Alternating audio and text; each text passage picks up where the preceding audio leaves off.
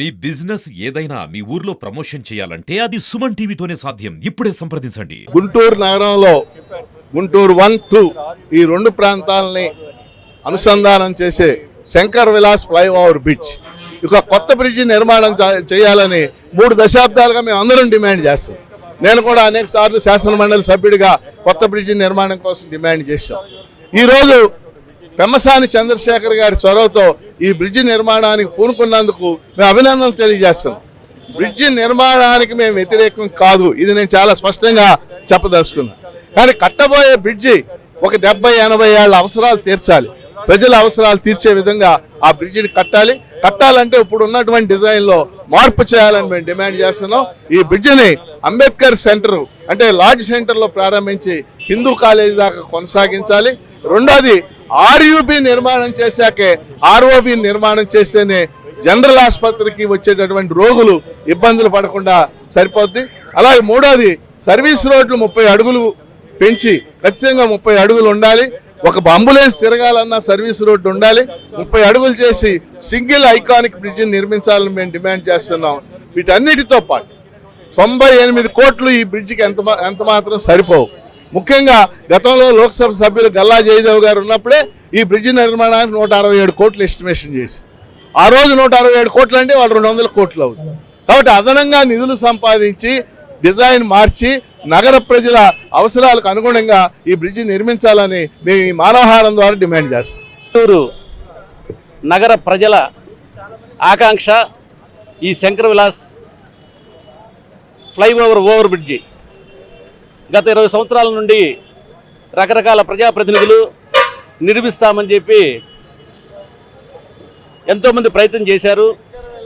కానీ ఇన్ని రోజుల తర్వాత మన గౌరవ ఎంపీ గారు పెమ్మసాని చంద్రశేఖరరావు గారు 98 కోట్లు శాంక్షన్ చేయించి బ్రిడ్జి నిర్మాణం చేయాలని ఒక సంకల్పంతో ప్రారంభిస్తున్నారు. కానీ గౌరవ మినిస్టర్ గారు ప్రజల ఆకాంక్షలకు తగినట్టుగా కాకుండా వారు అధికారులను సమావేశపరిచి ఈ 98 కోట్లతోటి బ్రిడ్జి పూర్తి చేయాలని ఒక సంకల్పంతో ఉన్నారు. దానివల్ల ప్రజలకు ఉపయోగం ఏమీ ఉండదు. బహుళ ప్రయోజనాలు పొందేటటువంటి బ్రిడ్జి కావాలని ప్రజలు ఆకాంక్షిస్తున్నారు. మరి ఈ రోజున మనం చూస్తుంటే మన ఇండియాలో కానీ ఇతర దేశాల్లో కానీ ఒక అద్భుతమైనటువంటి బ్రిడ్జిలు, కళ్ళు తిరిగిపోయే బ్రిడ్జిలు కడుతున్నారు. హిమాలయాలను తొలిచి వేల కోట్లతోటి మరి బ్రిడ్జిలు నిర్మించే ఈ సమయాల్లో కేవలం గుంటూరు నగర నడిబొడ్డు రాజధానికి ఆయువు పట్టేటటువంటి గుంటూరు, అందులో ఈ శంకర్ విలాస్ అనేది వ్యాపార సంస్థలకి మంచి సెంటర్. ఇటువంటి సెంటర్లో ఏదో తూతూ మంత్రంగా ఈ బ్రిడ్జిని నిర్మించి ప్రజలని అగౌరవపరచొద్దని చెప్పి నేను సవినయంగా మనవి చేస్తున్నాను. ఈ బ్రిడ్జిని మనం భావితరాలకు కానుకగా ఇవ్వాల్సినటువంటి బ్రిడ్జి ఇది. ఈ బ్రిడ్జిని ఫ్లైఓవర్గా మన అంబేద్కర్ బొమ్మ దగ్గర నుంచి హిందూ కాలేజీ వరకు ఫ్లైఓవర్ వేసి కింద సింగిల్ పిల్లలతోటి కట్టిస్తే ఇటు బ్రాడీపేట, అనండలపేట ప్రజలు ఫ్రీగా తిరగడానికి ఎక్కడా ఇబ్బంది లేకుండా ఉంటుంది. పైన ఈ బ్రిడ్జి కట్టాలంటే మినిమం 4 సంవత్సరాలు పడుతుంది. కాబట్టి ముందు అండర్ బ్రిడ్జి నిర్మాణం చేసి ఈ బ్రిడ్జి స్టార్ట్ చేస్తే ప్రజలకు ఉపయోగకరంగా ఉంటుందని చెప్పి భావిస్తూ సెలవు తీసుకుంటాం. శంకర్ విలాస్ బ్రిడ్జ్ పునర్నిర్మాణం చాలా సంవత్సరాల తర్వాత, చాలా దశాబ్దాల తర్వాత ప్రభుత్వం చేపట్టింది. ఈ నిర్మాణానికి సంబంధించి జాయింట్ యాక్షన్ కమిటీ ఏదైతే ఉద్యమాన్ని చేపట్టిందో దాన్ని ఎల్ఐసి ఎంప్లాయీస్గా అలాగే మిడిల్ క్లాస్ ఎంప్లాయీస్గా మేము కూడా సపోర్ట్ చేస్తున్నాం.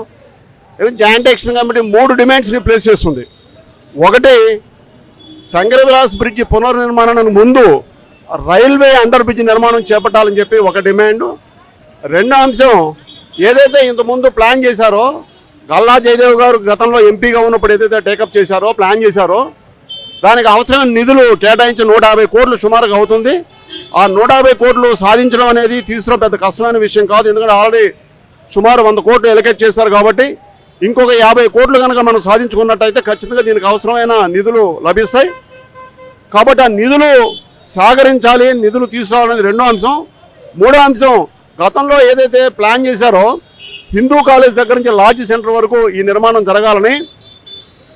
ఇది శంకర్ విలాస్ బ్రిడ్జ్ అనేది నగరంలో ఉన్నటువంటి 2 ప్రాంతాలనే కాదు, జిల్లాలో ఉన్నటువంటి అనేక ప్రాంతాలకి కనెక్ట్ అయినటువంటి బ్రిడ్జి, చాలా ముఖ్యమైన బ్రిడ్జ్. కాబట్టి ఈ 3 డిమాండ్స్ ఏదైతే జాయింట్ యాక్షన్ కమిటీ డిమాండ్ చేస్తోందో, 1 ఆర్యూబీ నిర్మించాలి, 2 గతంలో ప్లాన్ అనుసరించి హిందూ కాలేజ్ దగ్గర నుంచి లా సెంటర్ వరకు నిర్మించాలని, మొత్తం ఈ నిర్మాణానికి కావాల్సిన నిధులు మరి లభ్యమయ్యేలా ఇక్కడ కేంద్ర మంత్రి కానీ ఎంపీ అలాగే ఇతర అధికారులు ప్రయత్నం చేసి ఈ బ్రిడ్జి నిర్మాణానికి అవసరమైనటువంటి నిధులు తప్పనిసరిగా వచ్చేలా చర్యలు తీసుకోవాలని మేము కోరుతున్నాం.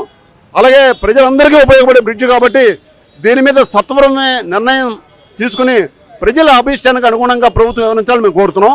ఈ ఉద్యమానికి LIC employees, middle class employees, medical representatives, BSNL పోస్టులు అలాగే ఎల్ఐసి ఏజెంట్స్ అందరం కూడా ఈ డిమాండ్స్ ఏవైతే ఉన్నాయి చాలా సహేతుకమని భావిస్తున్నాం, సమంజసమని భావిస్తున్నాం. వీటిని వెంటనే ప్రభుత్వం ఆమోదించేలా చర్యలు తీసుకోవాలని మేము కోరుతున్నాం.